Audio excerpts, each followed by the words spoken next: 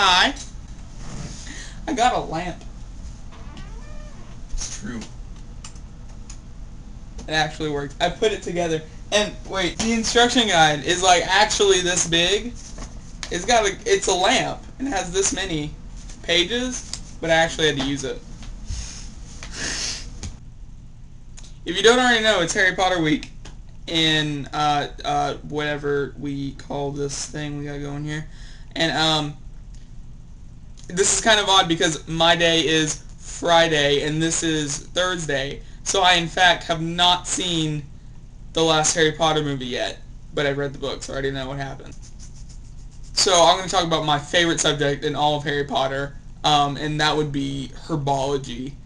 And there's really not a lot. It doesn't go advanced in herbology at all in any of the books ever, and so it does include interesting basic things of herbology. So that's what I'm going to go over.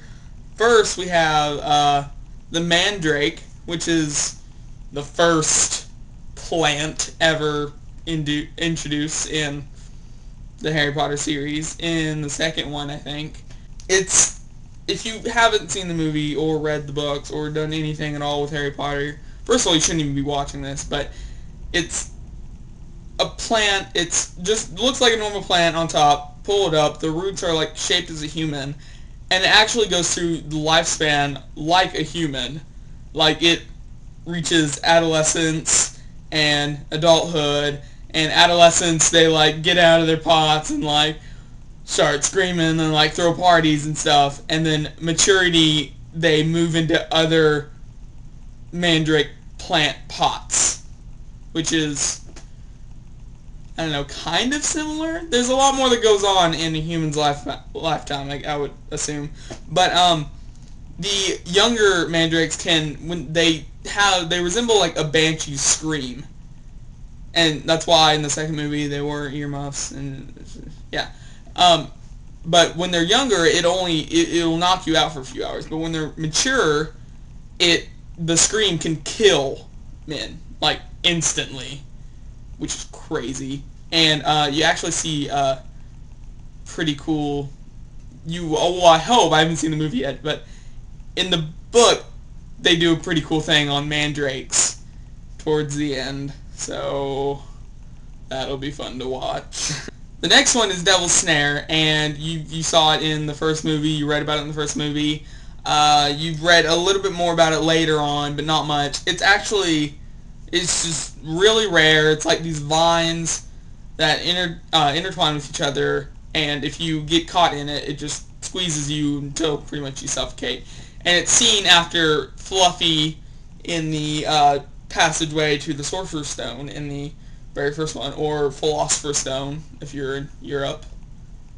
Comment if you're in Europe. Like this if you're in Europe, and comment which country you're in.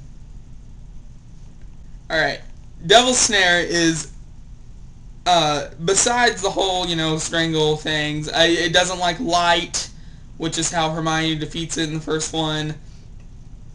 And this next part's actually pretty interesting. It closely resembles another plant, like I don't know what you call it, a plant used for beauty. I don't know, but like, keep it potted in their gardens and like on their desks and stuff. It's called Flitterbloom, and it looks a lot like it. Next is gillyweed, which was used in the fourth Harry Potter installment, Goblet of Fire, my favorite one. It was used to help Harry pass the second challenge. In the interesting part, if you haven't read the books, it wasn't given to him by Neville in the books. In reality, I would say. It was given to him by Dobby, but still was, like, indirectly given by Barty Crouch Jr. It gives you fish-like features, gills, they web your hands and toes, which isn't really fish-like, but more amphibian-like. This is a funny part that I figured out myself. In the fourth book and movie, Snape gets, like, catches Harry stealing the gillyweed out of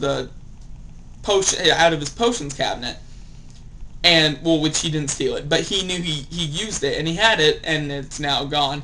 But it was in his potions cabinet obviously for ingredients or something, but it's never actually mentioned to be in a potion at any time through the whole story, which is kind of pointless.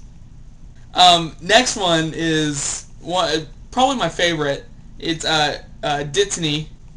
Dittany makes, if you eat it or use the essence of it, it makes skin grow over wounds. And it's mentioned 2 times in the whole story. It's mentioned once, used once, in the 6th book when Harry uses Sectum Sempra on Malfoy.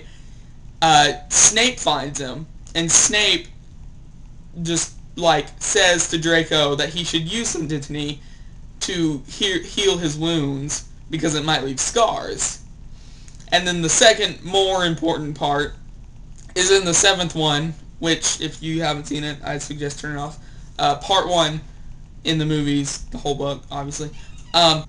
When they're invading the Ministry of Magic, when they apparate away from there after they try to get them, and Ron splices, and he's just, like, cut up and everything. That's what Hermione uses to heal his wounds. It's essence of Dittany, which is pretty awesome. It's really, really rare, and it's obviously, it's only used twice. That's all, I think. I'm about to leave to Tulsa to see Harry Potter 7 Part 2, which I'm fairly excited about.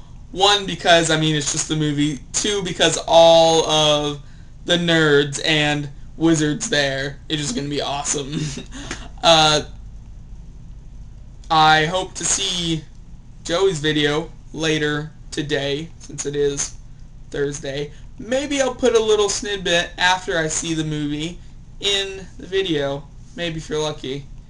But, go ahead and watch everybody else's videos. Subscribe, the usual. There will be more things like this. I don't know what next topic's going to be. If anyone, one of our 10 to 20 followers wants to...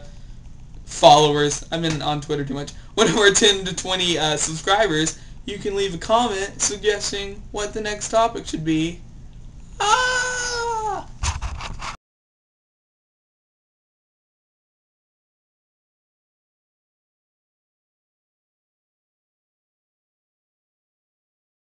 I should write ideas on the back of this. You kids have fun.